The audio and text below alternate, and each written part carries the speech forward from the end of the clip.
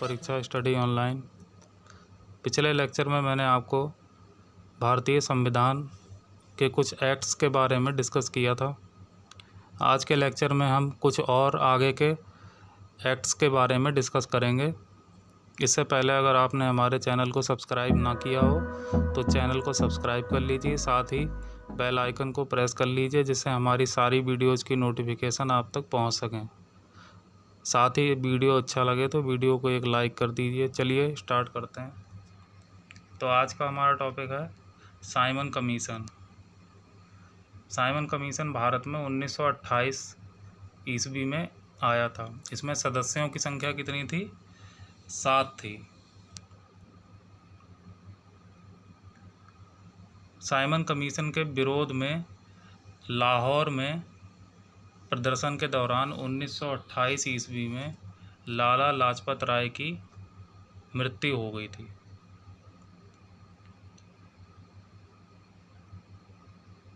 उन्नीस सौ 28 ईस्वी में मोतीलाल नेहरू ने नेहरू रिपोर्ट पेश की। इसे भारतीय संविधान का ब्लूप्रिंट कहा जाता है। नेक्स्ट पॉइंट है मौलिक अधिकारों की सबसे पहले लिखित मांग। तो मौलिक अधिकारों की सबसे पहले लिखित मांग मोतीलाल नेहरू ने नेहरू रिपोर्ट के माध्यम से की थी।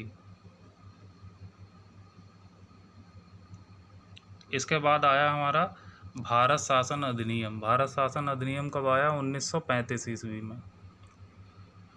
भारत शासन अधिनियम में से 80% संविधान जो है वो इसी एक्ट से लिया गया है।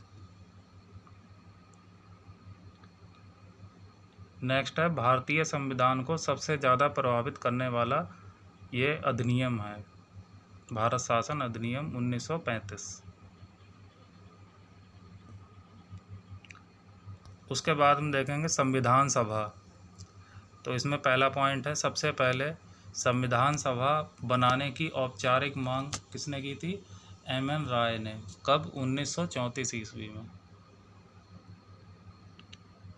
नेक्स्ट पॉइंट है 1940 ईस्वी में संविधान सभा बनाने के लिए ब्रिटिश सरकार द्वारा अगस्त प्रस्ताव भेजा गया था।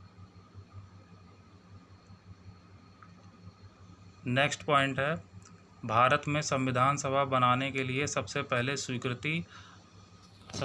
स्वीकृति जो है अगस्त प्रस्ताव को कहा जाता है। नेक्स्ट पॉइंट है अगस्त प्रस्ताव को ही पंडित जवाहरलाल नेहरू ने दरवाजे पर जंग लगी कील कहा है। दरवाजे पर जंग लगी कील कहा है। नेक्स्ट पॉइंट है अंग्रेज़ों ने 1942 में क्रिप्स मिशन भारत भेजा था। उसके बाद कैबिनेट मिशन को भारत में संविधान सभा निर्माण के लिए 1946 में भेजा गया था। इसमें 3 सदस्य थे। एक थे स्टैफर्ड क्रिप्स, दूसरे थे ए.बी. अलेक्जेंडर और तीसरे थे पैथिक लॉरेंस।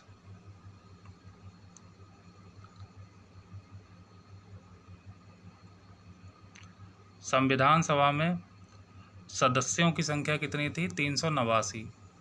इसमें से सदस्य 3 तरीके से थे, ब्रिटिश प्रांत और ब्रिटिश कमिश्नरी और देसी रियासतें। ब्रिटिश प्रांत से 292 सदस्य थे, ब्रिटिश कमिश्नरी से 4 सदस्य थे और देसी रियासतों से 93 सदस्य थे।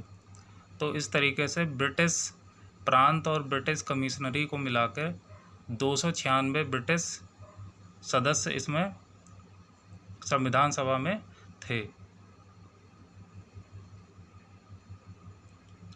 इसके बाद चुनाव का परिणाम आया जिसमें 269 सीटों में भारतीय राष्ट्रीय कांग्रेस को 208 सीटें मिली, मुस्लिम लीग को 73 सीटें मिली और अन्य या फिर निर्दलीय पार्टियों को 15 सीटें मिली। नेक्स्ट पॉइंट है चुनाव के परिणाम के पश्चात 2 सितंबर 1946 ईस्वी को पंडित जवाहरलाल नेहरू ने अंतरिम सरकार का गठन किया। उस समय का जो वायसराय था वो था लॉर्ड बेवेल।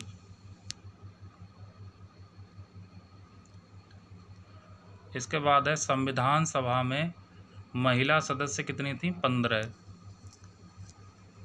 फर्स्ट नंबर है विजय लक्ष्मी पंडित, दूसरा राजकुमारी अमृत कौर, तीसरा सरोजनी नायडू, चौथा है सुचेता कृपलानी, पांचवा है पूर्णिमा बनर्जी, छठा है लीला राय, सातवां है जी दुर्गाबाई, आठवां है हंसा मेहता और नवां है कमल चौधरी, 10वां है रेणुका राय, 11वां मालती चौधरी, 12वां दक्षयानी बेलायुधन, 13वां बेगम एजाज रसूल और 14वां एनी मस्करीनी, 15वां अम्मू स्वामीनाथन। यानी कि संविधान सभा में जो महिलाओं की संख्या थी वो 15 थी और 15 महिलाओं की ये नाम है। नेक्स्ट हम देखेंगे अंतरिम सरकार का मंत्रिमंडल। तो अंतरिम सरकार में जो प्रधानमंत्री थे और विदेश मंत्री का जो पद था वो पंडित जवाहरलाल नेहरू को मिला। ये भारत के प्रथम विदेश मंत्री थे। गृह मंत्री और सूचना प्रसारण मंत्री सरदार वल्लभ भाई पटेल थे।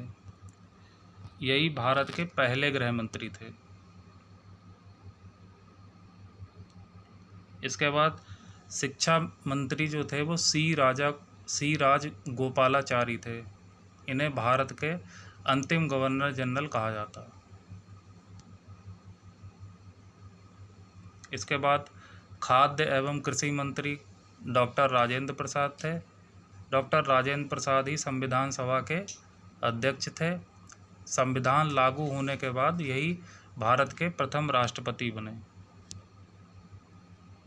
रक्षा मंत्री सरदार बलदेव सिंह थे। रेल मंत्री अरुणा आसफ अली थी और वित्त मंत्री लियाकत अली थी। और विभाजन के बाद यही जो है पाकिस्तान के प्रथम प्रधानमंत्री बने थे। औद्योगिक मंत्री जो थे वो जॉन मथाई थे। यही स्वतंत्र भारत के प्रथम रेल मंत्री बने थे। इसके बाद संविधान सभा की पहली बैठक जो थी वो 9 दिसंबर 1946 ईस्वी को दिल्ली में संपन्न हुई थी। इसमें अस्थायी सदस्य थे डॉक्टर सच्चिदानंद सिन्हा। बैठक में सदस्य कितने थे? 211 सदस्य। संविधान सभा की दूसरी बैठक 11 दिसंबर 1946 ईस्वी में हुई। इसमें जो स्थायी अध्यक्ष थे वो डॉक्टर राजेंद्र प्रसाद थे और उपाध्यक्ष थे हरीश चंद्र मुखर्जी, HC मुखर्जी।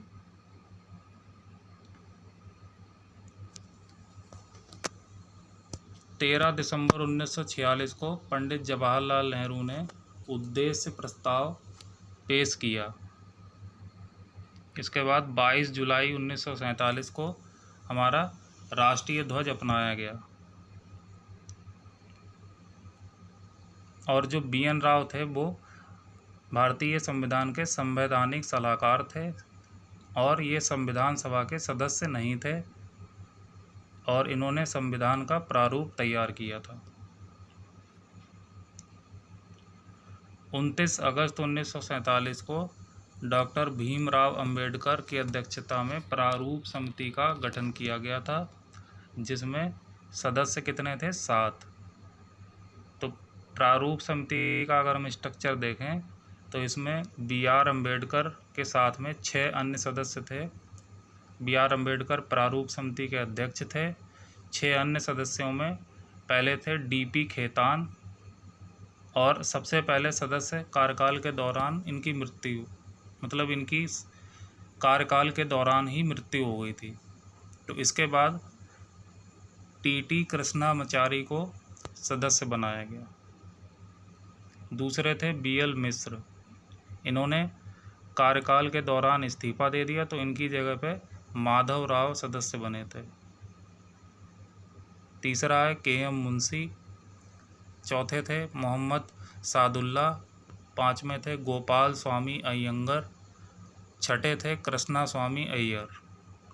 यानी कि ये 6 अन्य सदस्य थे डॉक्टर भीमराव अंबेडकर के साथ में। संविधान के निर्माण में टोटल जो टाइम लगा था वो 2 वर्ष 11 माह 18 दिन लगे थे, और कुल बैठकें कितनी हुई थी? 11 बैठकें। और अंतिम बैठक जो हुई थी वो 24 जनवरी 1950 में हुई थी। इसी 24 जनवरी 1950 को हमारा राष्ट्रीय गान अपनाया गया और राष्ट्रीय गीत अपनाया गया। राष्ट्रीय गान हमारा जनगण मन है और राष्ट्रगीत हमारा वंदे मातरम है।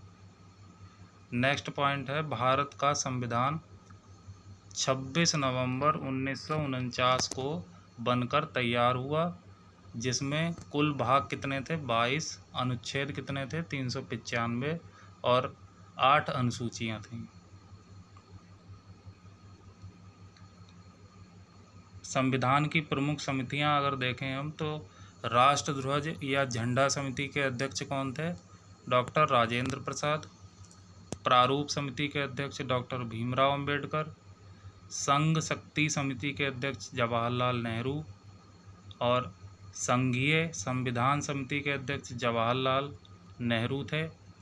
प्रांतीय संविधान समिति के अध्यक्ष सरदार पटेल और सदन समिति के अध्यक्ष बी पट्टाभी सीतारमैया थे और कार्य संचालन समिति के अध्यक्ष डॉक्टर के.एम. मुंशी थे।